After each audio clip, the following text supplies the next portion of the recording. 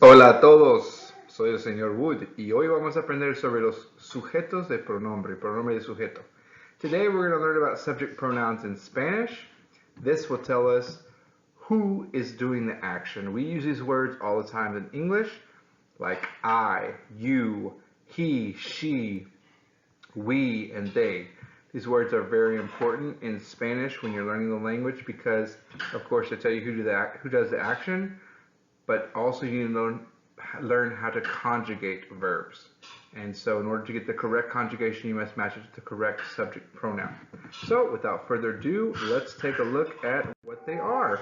The first one is yo. Repeat after me, please. Yo. Yo. This is how we say I in Spanish. There's not a different form for masculine and feminine. Yo is the same for either girl or guy, just how you refer to yourself. I know in English sometimes we say me as a subject of a sentence, but in Spanish you're just going to use I if you're talking about yourself. So the word is yo. Okay? Now, the next one is where we have a variation here. In English, we simply say you to refer to another person directly. Doesn't matter what their rank or position is, whether it's a police officer, a principal, a boss, or a small child or dog. You just say you, hey, you get over here, or can you do this for me? But in Spanish, there's a distinction. This comes from Latin, where so other Romance languages like French and Italian and Portuguese also have this distinction. We're just talking about Spanish now. It's between a formal and informal second form. So when you're second person, when you're talking directly to someone and it's one person, if it's someone who's your same age or younger, if it's a friend or a family member, especially if it's a younger family member or someone who's your same age or someone you have a lot of relationship with. So sometimes your parents, we'll talk about that later, but if you're ever talking to an animal, a pet, a dog, you're going to use the word tú. Okay? Repeat after me. Tú. Now remember the T in Spanish is not as strong as the T in English. So it's not tú, it's tú. You're not going to spit, okay? Tú.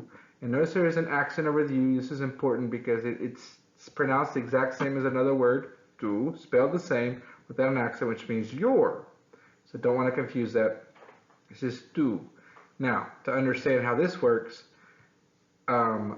you have to learn the next word, which is usted. Usted is the formal way to address someone saying you. Okay, so you're talking to someone directly, second person singular, but this one is they're not interchangeable. You use tú for someone who's your same age or younger. You use usted for someone who has a position of authority over you, someone who is older than you don't know as well, someone who you're going to defer to because they're a police officer, they're a boss, they're the president, they're a principal, a teacher in your school. So for example, when you're addressing me, you're not going to say, hola, Señor Wood, ¿cómo estás tú? No, you're going to say, ¿cómo está usted? Okay? So usted, again, is saying you, just like tú is saying you, but they have different uses. Tú, again, is for informal, whereas usted is for formal. The next word we're going to look at is el. El. This is the word we say this is how you say he in Spanish. Notice the accent over the E. This is important because we've already learned the word el. It's pronounced the exact same without an accent, which is saying the. It's just the masculine form of the, like el lápiz, el trabajo. Okay? So this is el, like he went to the bathroom. Él fue al baño. El. Feminine form, ella. The double L is pronounced like a Y. We've talked about this before, but make sure, I know it looks like the name in English, Ella, but we're not talking about Ella. It's ella, ella. Okay, this is just like saying she, like she is hungry. Ella tiene hambre. Now to say we, so this would be first person plural, nosotros. Okay, this is how you say if it's you and one other person, or you and a big group of people. So if you're talking about everyone in your class, nosotros estudiamos mucho, we studied a lot. Or me and my friend went to the park, my friend and I actually. So you'd say nosotros fuimos al parque, my family went to the movies. Nosotros fuimos al cine.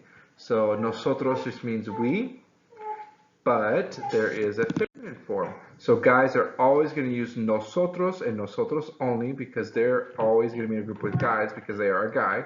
Whereas girls, if they're in a group with only girls, would say nosotras instead of nosotros. So if a girl's in a group and there's at least one guy, they say nosotros. But if they're in a group of only girls, they would say nosotras. So let's say the girls' basketball team had a basketball game, they could say nosotras tuvimos un partido de baloncesto. Okay? So I wouldn't use that word because I'm a guy, but if you're a girl, you would use the word nosotras if you're referring to yourself and another girl or a group of only girls. Now this word, some Spanish teachers don't even teach it at all. I like you to be aware of as much as you can in case you travel. This word is only really used in Spain. So Latin Americans, those of you who grew up speaking Spanish may not even be familiar with this word. It's vosotros. It looks like nosotros, does not mean we. It's like saying y'all. It's like saying you guys or you, plural.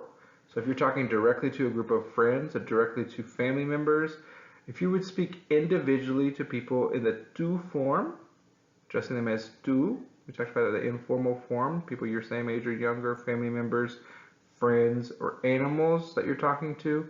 If you would talk to them individually, if you're talking to a group now, you would say vosotros. That's how they would do it in Spain. So a teacher would address their students as vosotros. Okay? If it's a group of only girls, there is also a feminine form of this. It's vosotras, same word, just add an A instead of an O at the end. So vosotras. And that's if you're talking exclusively to just a group of girls directly that you would address as two individually, it'd be vosotras. But they don't use it in Latin America. So instead of using this word in Latin America, they use the word ustedes. This is an abbreviated form. The full form would be spelled U-S-T-E-D-E-S.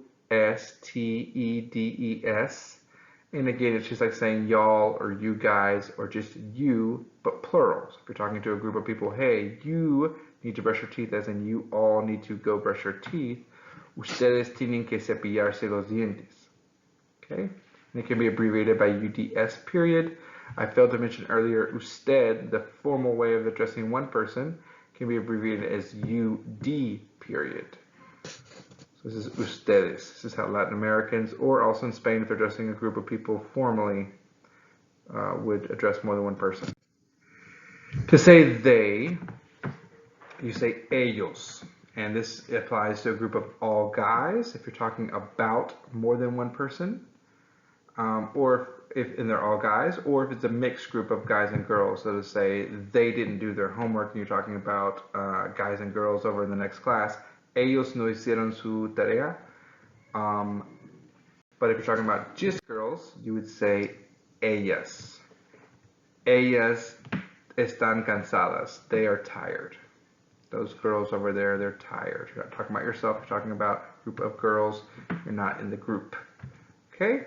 So these are our subject pronouns. This is really important foundation for you to be able to speak the language and so that you can learn the next step, which is going to be conjugating verbs to match who's doing the action, because the verb changes based on who's doing the action. Just like in English, I am, you are, he or she is.